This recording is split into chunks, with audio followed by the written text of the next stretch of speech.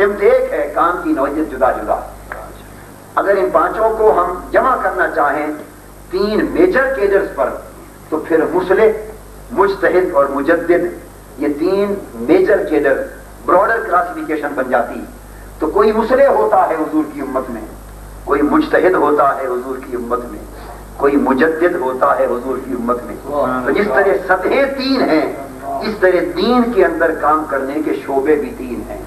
اور لطف یہ ہے کہ مختلف شعبوں میں ایک ایک فرد کام کیا کرتا ہے، ہر ایک شخص کو اس کی اپنی وسعت علم و عمل کے مطابق کوئی ایک شعبہ دے دیا جاتا ہے اور ایک ہی سطح پر فائز ہو کر وہ کام کرتا ہے۔ جب ہم تاریخ کا مطالعہ کرتے ہیں تو ہمیں بالعموم یہ کیفیت نظر آتی ہے، یہ ساری سطحیں اور یہ سارے شعبے ایک شخصیت میں یکجا بہت کم نظر آتے ہیں۔ لیکن اس بر صغیر پاک و ہند کے دور اواخر کے حالات کے تناظر میں جب ہم حضرت شاہ احمد رضا خان بریلوی رحمہ اللہ تعالی کی شخصیت مقدسہ کی خدمات کا جائزہ لیتے ہیں تو میں بغیر مبالغے کے، عقیدت میں بغیر مبالغے کے کہ یہ میرا وتیرہ اور شیوا نہیں ہے، مبالغہ آرائی میں نہیں کیا کرتا، کوئی پسند کرے یا نہ کرے قطع نظر اس کے، میں امر واقع عرض کر رہا ہوں، ایک تنقیدی غیر جانبدارانہ ایک تجزیاتی جائزہ آپ کے سامنے عرض کر رہا ہوں، اور اللہ کی توفیق سے اور حضور علیہ الصلوۃ والسلام کی نالین پاک کے تصدق سے علی وجہ البصیرت اعلیٰ حضرت کو پڑھ کر عرض کر رہا ہوں، فقط غلوب اور عقیدت میں عرض نہیں کر رہا۔ یہ کام مختلف شخصیتوں میں بٹ جاتے ہیں، لیکن جب ان کے کام کو دیکھتا ہوں تو بلا مبالغہ یہ عرض کرنے پر مجبور ہوں کہ ان کی شخصیت میں شان مصلحیت بھی موجود ہے، شان مجتہدیت بھی موجود ہے اور شان مجددیت بھی موجود ہے۔ اور اس میں آپ نے بطور مصلح کیا کردار انجام دیا، یہ مستقل موضوع۔ اس وقت میری گفتگو کروئے سخن اس طرف نہیں، وہ جدا موضوع ہے۔ اس طرح عقائد کے باب میں کیا کیا خرابیاں درکار آئی تھی اور احانت رسالت مآب صلی اللہ تعالی علیہ وآلہ وسلم کا سیلاب توحید اور رد شرک کے نام پر کس طرح رواں دواں رہا تھا، اور امت مسلمہ کے خرمن اعتقاد کو اور خرمن ایمان کو جلا کر قسم کر دینے کا اہتمام کن کن طریقوں سے کیا جا رہا تھا، یہ اس دور کی تاریخ کا، اس دور میں لکھی گئی کتب کا مطالعہ کر کے انسان اندازہ کر سکتا ہے۔ سو اس سیلاب کے سامنے بند باندھنا اور اس کا رخ موڑ دینا اور امت مسلمہ کے عقائد کے خرمن کے تحفظ کی مضبوط بنیادیں فراہم کر دینا، یہ اس فرد بشر کا کام تھا جس کا نام احمد رضا خان ہے اور جو اس فیلڈ میں مجدد کا فریضہ انجام دے گا۔ یہ ایک الگ موضوع ہے، اس پر بھی گفتگو کے لیے ایک طویل نشست چاہیے۔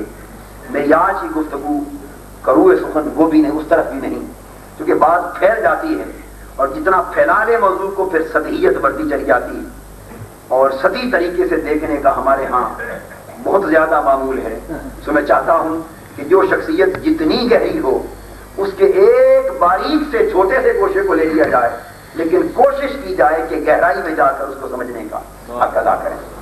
تیسرا درمیان کا حصہ ان کی شان مجتہدانہ کا ہے، فقہی مذہب کا، حنفیت کی خدمت کا، امام اعظم کے مذہب کی خدمت رضی اللہ تعالیٰ عنہ۔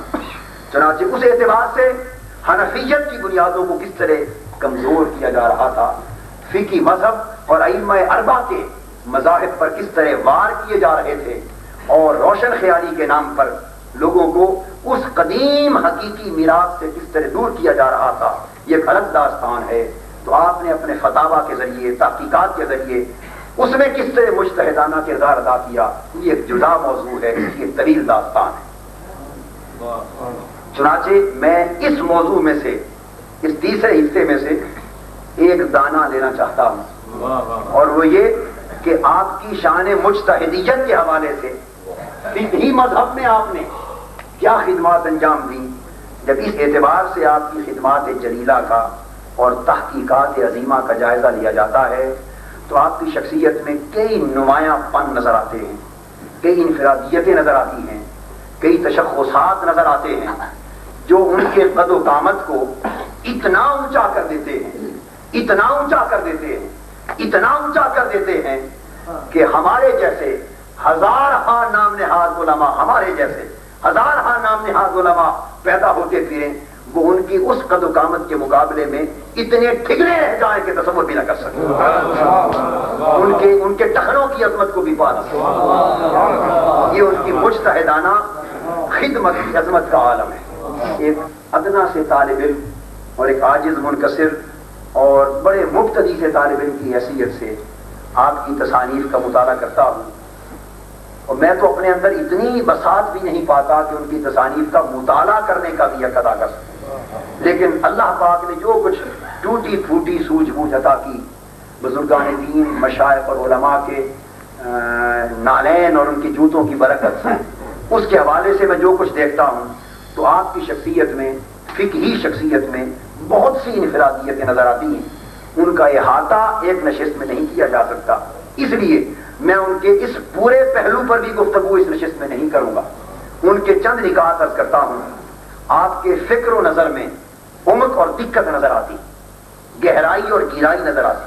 نمبر ایک، اعلیٰ حضرت کی فقہی مجتہدانہ شان کے اندر آپ کی تحقیقات کا مطالعہ کریں تو جو آپ کا فکر و نظر ہے اس میں دقت ہے، اس میں گہرائی اور گہرائی ہے. نمبر دو، آپ کے مطالعہ میں بے پناہ وسعت اور ہمگیریت ہے. نمبر تین، آپ کے فہم میں بے پناہ صحت اور قطعیت ہے. نمبر چار، آپ کے دلائل میں بے پناہ قوت اور اصابت ہے.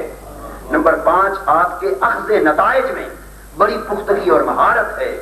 نمبر چھ، آپ کی رائے میں بڑی ثقافت اور صلابت ہے. اور آپ کے علم و بیان میں کمال درجے کا نظم و ضبط. اس وقت میں نے فقط 7 نکات عرض کیے، ورنہ وقت اجازت دے تو یہ 7 نہیں 27 نکات بن جاتے ہیں، کیونکہ میں نے فقط اختصار کے لیے بطور نمونہ چند ایک عرض کیے. اب ہماری اس مختصر مجلس کی گفتگو ان 7 نکات کے حوالے سے بھی ممکن نہیں کہ وقت قلیل ہے. میں ان 7 میں سے فقط ایک نقطے پر گفتگو کرنا چاہتا ہوں.